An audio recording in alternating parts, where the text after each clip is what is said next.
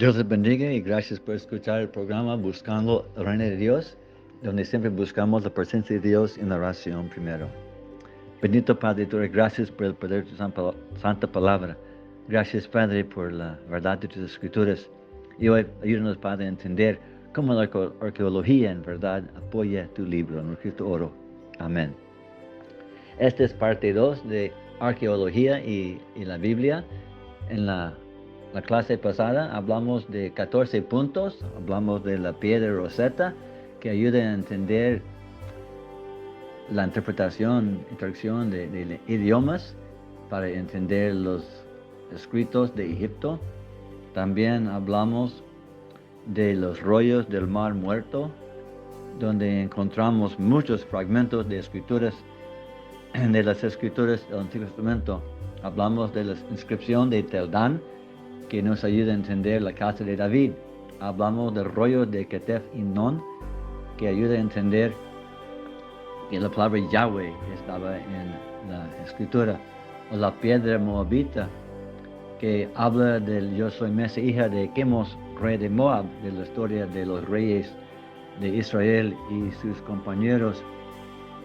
Hablamos de la épica de Gilgamesh, que también ayuda a entender las cosas de arqueología y del diluvio, historia parecida a lo que está de Noé.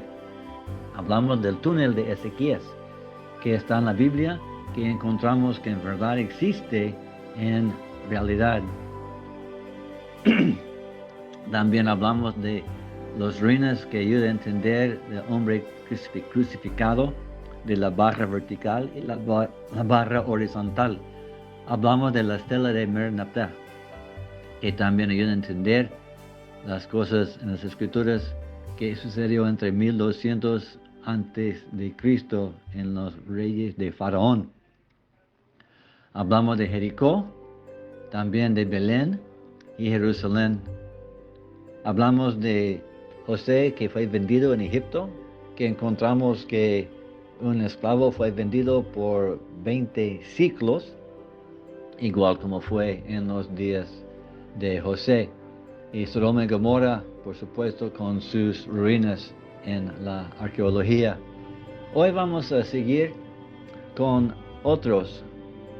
Vamos a comenzar con la inscripción monumental de Ezequías. En octubre de 2022, el arqueólogo Eli Shukron y un profesor encontraron una inscripción fragmentaria en una piedra descubierta por primera vez en 2007. La inscripción de las dos líneas del siglo 8 a.C. La inscripción, descubierta en un montón de basura, tiene unas letras no completas. Traducido quiere decir Ezequías y la piscina. Si bien el fragmento en sí es bastante pequeño, del tamaño de una mano, las letras grandes indican que efectivamente pertenecía a una inscripción significativa del estilo monumental. Gali y Shukron creen que el fragmento va junto con otra pieza descubierta no muy lejos en 1978. Tiene la palabra 17º, lo cual ellos creen que es del 17º año del reinado de Ezequías. Hay un peine de Laquis. En 2016 se descubrió un hermoso peine de marfil durante las excavaciones en Laquis. Pasaron 5 años antes de que los expertos notaron una inscripción superficial grabada en el peine. En octubre se anunció que la inscripción había sido identificada como el conocido texto alfabético más antiguo jamás encontrado en Israel. La inscripción, que data aproximadamente del año 1700 a.C., consta de 17 letras que forman 7 palabras. Traducido del idioma, que este colmillo arranque de raíz los piojos del cabello y de la barba. Esta es la primera frase encontrada en lengua cananea en Israel, dijo el profesor Joseph Garfinkel. Entonces, el lenguaje semítico existía en forma alfabético activo antes del momento en que la Biblia dice que se escribió la Torá. que fue por Moisés, aproximadamente 1500 años antes de Cristo. Entonces, las personas que no creen que existía alfabético en el año de Moisés, pues ya las validaciones están por llegar. Otra de igual forma está el abecedario semítico en Egipto. La historia bíblica se cruza múltiples veces con la historia de las cosas escritas, como lo ilustra un trozo de piedra caliza con una inscripción descubierta en 1995 en una tumba a lo largo de la orilla occidental del Nilo en Luxor. El egiptólogo de la Universidad de Columbia Británica, Thomas Schneider, descifró las letras. Anunció este año que se trata de un abecedario, una versión muy temprana del alfabeto semítico en orden alfabético. La tumba excavada data del año 1450 a.C., la época de Moisés, según la cronología bíblica. Sugiere que si Moisés escribió todo lo que el Señor había dicho, como dice Éxodo 24:4, él no era el único que escribía en escritura semítica en Egipto en ese momento. Otra prueba que sí Moisés podía haber escrito con letras de alfabeto. También hay sellos encontrados y cosas de Jeremías. En 2015 fue encontrada la bula o sello del real del rey bíblico Ezequías, quien reinó de 715 a.C. hasta 687 o 6 a.C., en la parte más antigua de Jerusalén. Fue fechado entre 727 y 698 a.C. Ezequías escarbó el túnel famoso que muestra su nombre. También encontramos que el profeta Isaías vivió desde 740 a.C. a 681 a.C., se entiende, y una bula con su nombre fue encontrado en 2018 en Jerusalén, con mucho entusiasmo a 6 pies y medio de la bula de Ezequías. Los dos hombres están asociados en la Biblia 14 de las 29 veces que aparece el nombre de Isaías. Además, el profeta Jeremías vivió desde 650 a.C. hasta 570 a.C. aproximadamente. En un libro de Dave Armstrong, él describe 19 verificaciones arqueológicas separadas e independientes del texto del libro que lleva su nombre. Muchas cosas de las cosas arqueológicas que verifican la vida de Jeremías, Isaías y Ezequías. También hay una tablilla de la maldición del monte Ebal. Esta tablilla de maldición de plomo fue desenterrada en 2019 en el sitio de la época final de bronce del altar de Josué en el monte Ebal.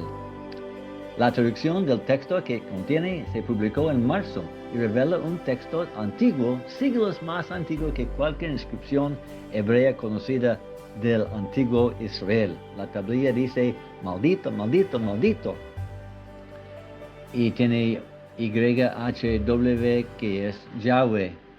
Entonces, unos elementos más notables de la tablilla es que menciona una forma del nombre tetragramatón de Dios, Yahweh, junto con otra forma del nombre El. Entonces ya tenemos en la tablilla el ceremonia de maldición que tuvo lugar en el altar del monte Ebal en el momento de la conquista israelita. Este evento está registrado en el detalle en Deuteronomio 11:29 y Josué 8:30 a 31. También acerca de el escritor Lucas. Muchas personas creen que Lucas no tenía los detalles correctos, pero aquí encontramos que los críticos argumentaron que no hubo censo, que Cirenio no era gobernador de Siria en ese momento, de Lucas capítulo 2, 1 a 3, y que no todos tenían que regresar a su hogar ancestral por el censo. Pero los descubrimientos arqueológicos muestran que los romanos tenían un registro regular de contribuyentes y también realizaban censos cada 14 años. Este procedimiento comenzó bajo Augusto. Además encontramos que Cirenio, de hecho, fue gobernador de Siria alrededor del año 7 a.C. y se supone que fue gobernador 2 veces, una en el año 7 a.C. y el otro 6 después de Cristo, fechas atribuidas por Josefo. Entonces, claro, Lucas sí tenía razón de hablar del censo porque sí sucedían normalmente. Lucas también escribió acerca de Filipo como un distrito de Macedonia, usando la palabra griega medis. Y ya las excavaciones arqueológicas han demostrado que esta misma palabra se utilizó para describir las divisiones del distrito, una cosa que un inventor no podía haber sabido. Otro caso más es el uso que hace Lucas de la palabra politarcas para denotar las autoridades civiles de Tesalónica. Se han encontrado 19 inscripciones que hacen uso del mismo título.